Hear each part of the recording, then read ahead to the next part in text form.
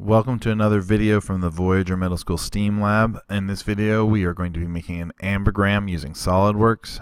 We are going to make a three-dimensional ambigram like the one we see here. An ambigram is a writing art form that allows you to look at things from different directions and see them differently. So here's an example of a three-dimensional ambigram. You can see, depending on which way you look, this looks like either an A or B or a C. Two-dimensional ambigrams are slightly more common. You can see them, they look like fancy writing. This one says body, and some of these flourishes that are there not really so that it says body, but so that when I turn it upside down and I reverse it, it looks like yoga. So depending on how you look at the writing, it's ambiguous, which means it could have two different meanings, which is different than being vague. Things that are ambiguous could be meant two different ways.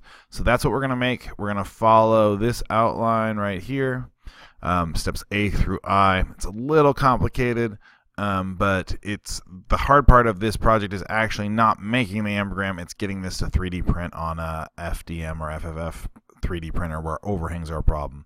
The reason my students are doing it is so that we can figure out how to fix all these overhangs that are generated. There's no way to just turn the object upside down and get rid of all the overhangs.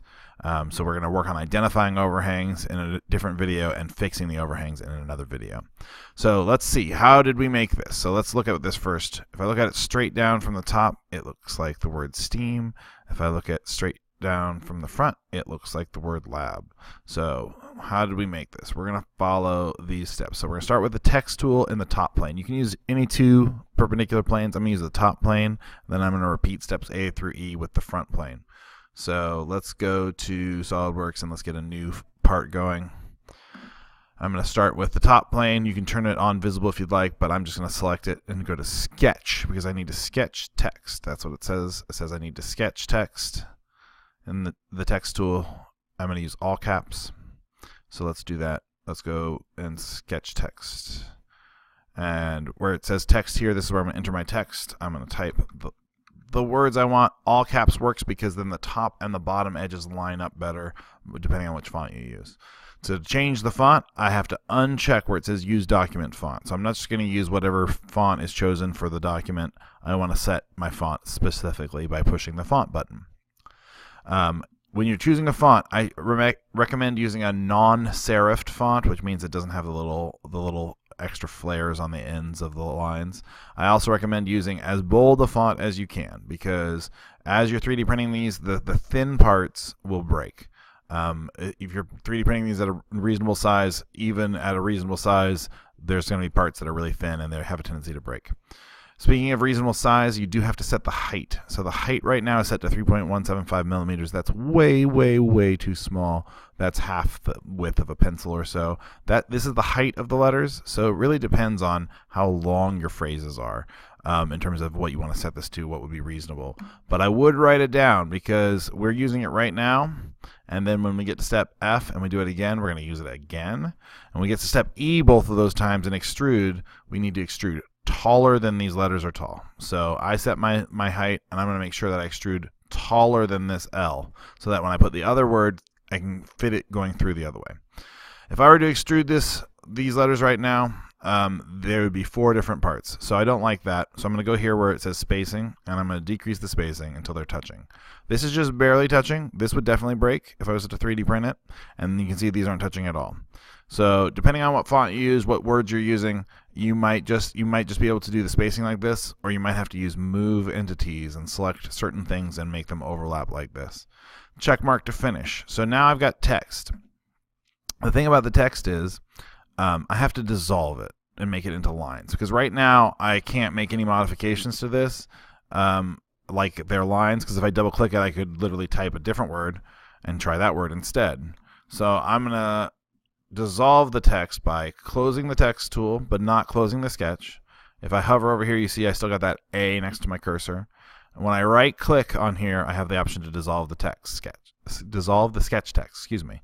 So when I dissolve the sketch text, it breaks it all down into splines and lines and nodes. So I can trim these parts in between here. That's the step we're on now. We're on the trim the lines we don't want.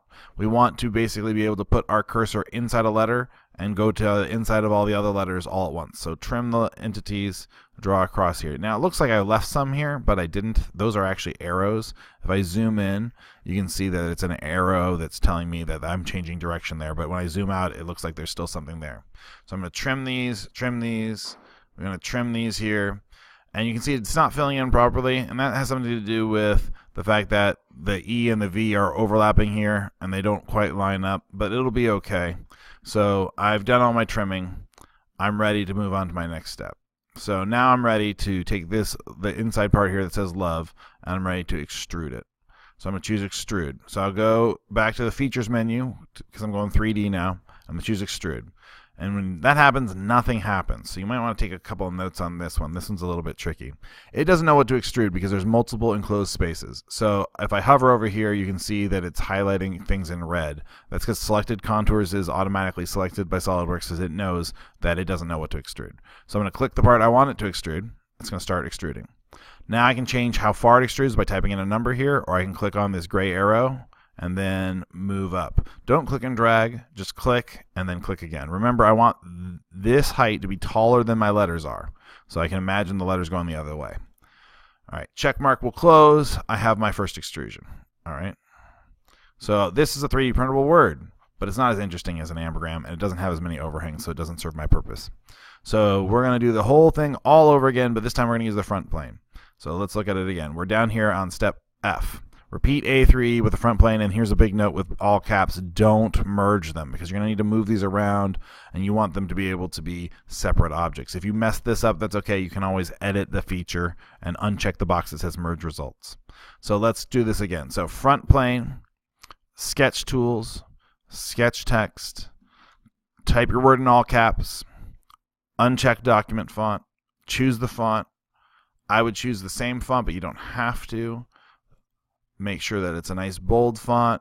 Make sure you set the height of the letters. Again, you don't have to be the exact same height, but I'm going to. Now, when I do this spacing, you'll see that the A and the T don't really overlap very well because of the way they're spaced.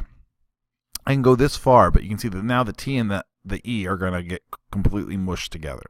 Depending on what word you choose, you might have this problem. If you have an I next to an E, it's just going to turn into a fat E. So then you can actually come in after you dissolve the sketch text and draw in little lines and trim the lines to create separation. So you can make some artistic choices, but you do that after you dissolve the sketch text. So I could do right here, this is barely touching, or I could come in here and actually type in a number so that I can keep that separation there. That's one way to do it. Another way to do it is to move entities. This looks okay to me. I'm going to hit the check mark. I'm at the step where I need to dissolve my sketch text. That's a right click, dissolve sketch text. Then I can trim, and I'm going to trim the lines that I don't want in between the letters. Try not to leave anything behind. Might need to zoom in for some of the smaller parts. Trim, trim, trim, trim. All right. If you're having trouble seeing what you're doing right now, you can always hide your other extrusion for now, because it doesn't really matter. We're doing these two things sort of separately. So I'm going to extrude this one, and you can see it doesn't know what to extrude yet. And you can see I'm having a hard time selecting the right region. And that might have something to do with the fact that it's sort of on top of love here.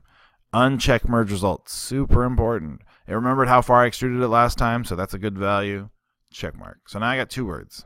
But the two words don't live on top of each other. They're kind of stuck halfway in between each other. So what I'm going to want to do is make sure that these two words are the exact same length and that they are completely overlap. Because what I'm going to eventually do is I'm going to intersect them by using combine and only leaving the common part. If I do that right now, you can see that what I get is not all of love, but I get all of hate because that part of love was sticking out. So let's undo that. That's not working for me. So I got to move things around. So I don't know if you caught it, but I switched to the Analysis Preparation tab. This is what I do after I've made things. Remember, sketch 2D things, make 3D things, and then move them around and modify those 3D things. So I've got move copy bodies here. I'm going to move copy bodies, this hate thing. If you don't get these orange arrows, it's because there's a button over here that says translate rotate that you need to press. Make sure I'm not making a copy. Drag my arrows. I want it so that they overlap like this. Anything that sticks out will get cut off, but that's okay because it's hate all the way through. All right. Now I might want to look straight down from above because this is the tricky part. I need to make sure that I'm centering this. So you can see that there's a little bit more space on this side than there is on this side. So when I drag my X value over here, I'm trying to center it as best as I can. Because what's going to happen is, if I intersect these now, I'm going to lose this part of the L and this part of the E. So I can start making decisions. Is that okay? Or should I stretch this out? If it's okay, if they're about the same length, if I do this right now, it'll be okay. The L will be really thin and might break. But we're at this part right here where we're going to flex to stretch things out. So this is not exactly what this is intended for, but it works for me. It's not anywhere in my default toolbar, so I have to go to the menu and say Insert, choose Features, and choose Flex. And I'm going to need to move the trim planes so that they're at the end of these things and switch to Stretch mode and then stretch it out so that they're the same length. So let's look at that real quick. Again, I don't have the Flex button. You can customize it so that it's here, but it's under Insert, Features, and then there's Flex. Insert, Features, Flex. Now, there's a ton of commands in SolidWorks, so many commands, and sometimes it's really hard to find them.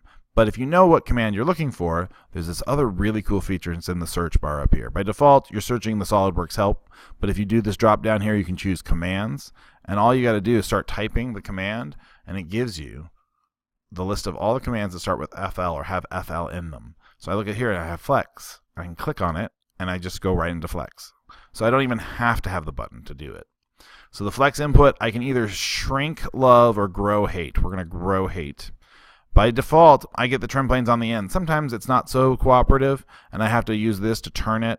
I'm going to leave it right like that. But right now I'm set to bending, so I would be bending things. I don't want to do that. I could twist, taper, or stretch. I want to stretch.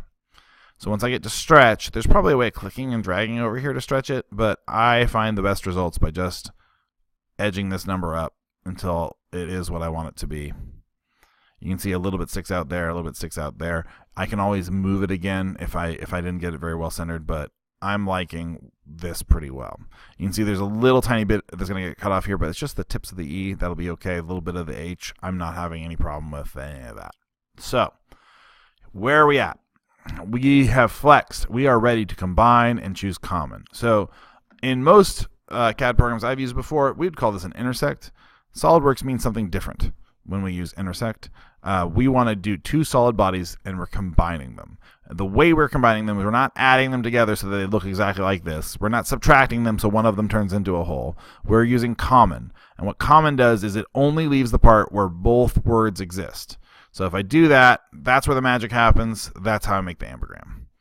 So now it says love from the top and hate from the front. I can really see that if I switch to my orthographic view mode, my third angle projection. Love from the top, hate from the front, and it looks like a very interesting object. These are really popular 3D prints, especially with the adults. If you flip these for the adults, they're like, wow, it's magic.